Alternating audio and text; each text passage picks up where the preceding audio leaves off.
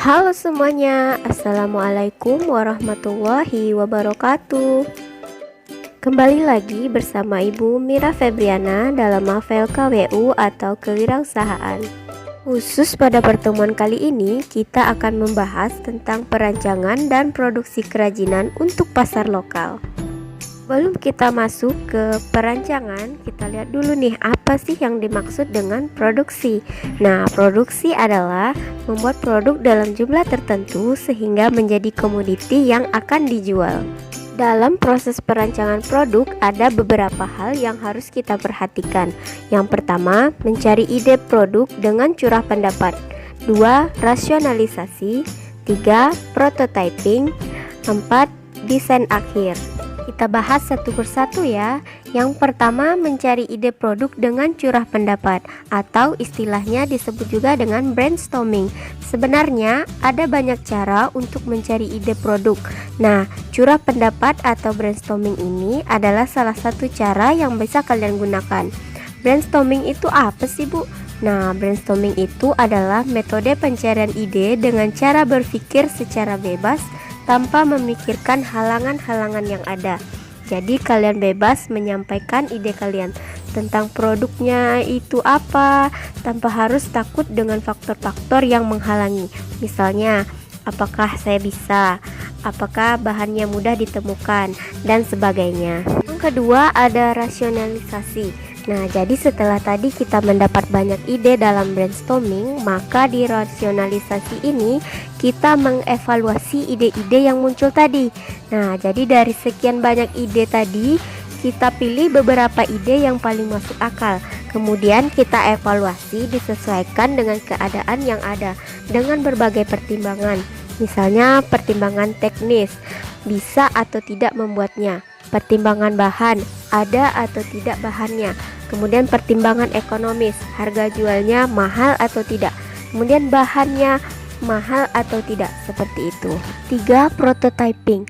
Nah, jadi setelah tadi kalian mempertimbangkan ide di tahap rasionalisasi, kemudian kita buat desain atau sketsa dalam bentuk 2 dimensi, kemudian dibuat dalam bentuk 3 dimensi. Nah, proses ini disebut dengan prototyping. Jadi prototyping itu adalah membuat contoh produk atau sampel produk yang diproduksi. 4 adalah penentuan desain akhir.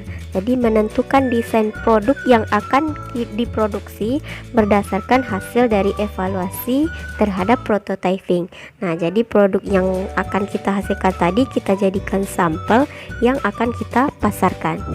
Setelah tadi kita mendapatkan ide produk, kita masuk ke produksi kerajinan untuk pasar lokal. Secara umum, produksi kerajinan untuk pasar lokal terbagi atas 4 tahapan. Yang pertama, pembahanan, 2 pembentukan, 3 perakitan, dan yang terakhir finishing. Kita bahas satu persatu ya. Yang pertama, tahap pembahanan. Nah, di tahap pembahanan ini kita ngapain aja sih? Nah, jadi pada tahapan ini kita mempersiapkan bahan baku agar siap diproduksi. Misalnya penyortiran, pembersihan, penjemuran, penghalusan, dan pewarnaan. Kemudian di tahapan kedua yaitu tahapan pembentukan, kita mengubah bahan menjadi bentuk yang diinginkan. Contohnya adalah pemotongan, pemahatan, dan perangkaian. Yang ketiga ada tahap perakitan. Nah, di tahap perakitan ini kita menggabungkan bagian-bagian yang terpisah dan dengan menggunakan lem, paku, benang, dan las, dan sebagainya. Dan yang terakhir adalah tahap finishing. Nah, di tahap ini adalah tahap akhir dalam tahapan produksi. Nah, adapun yang bisa kita lakukan adalah penghalusan, pelapisan, dan pewarnaan. Selanjutnya kita masuk ke metode produksi dan keselamatan kerja. Oke, sekarang kita bahas yang pertamanya dulu, metode produksi. Nah, metode produksi secara umum itu terbagi atas 2 metode. Yang pertama metode tradisional dan yang kedua adalah metode modern. Nah, pada metode tradisional ini biasanya pengerjaannya dilakukan oleh 1 orang. Kemudian dalam semua tahapannya dilakukan oleh 1 orang saja. Kemudian yang kedua adalah produksinya lama. Dan yang ketiga, kualitas produknya tergantung daripada pekerja. Nah, sementara pada metode modern itu satu orang melakukan satu tahapan produksi, kemudian produksinya lebih cepat dan kualitas produknya yang dihasilkan itu lebih seragam. Nah, meskipun di tahap metode modern ini lebih efisien dalam hal waktu, bukan berarti metode tradisional itu tidak bagus ya. Metode tradisional ini biasanya lebih ramah lingkungan dan setiap produk yang dihasilkan itu biasanya memiliki ciri khas tersendiri. Selanjutnya ada K3. Nah, apa itu K3? Jadi K3 itu adalah kesehatan, keselamatan, dan keamanan kerja. Nah, jadi dalam bekerja tentu kita tidak ingin terjadi sesuatu yang buruk, maka kita perlu memperhatikan aspek 3K ini. Nah, aspek 3K itu terdiri atas dua unsur. Yang pertama ada unsur material dan yang kedua unsur non-material.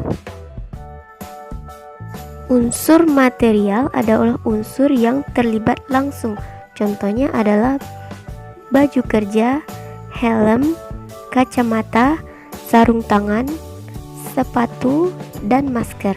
Sementara unsur non-material adalah benda atau non-benda yang tidak terlibat langsung.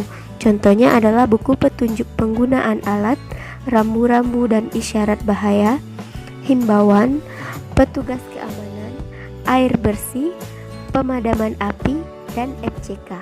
Demikian tadi penyajian materi tentang perancangan dan produksi kerajinan untuk pasar lokal.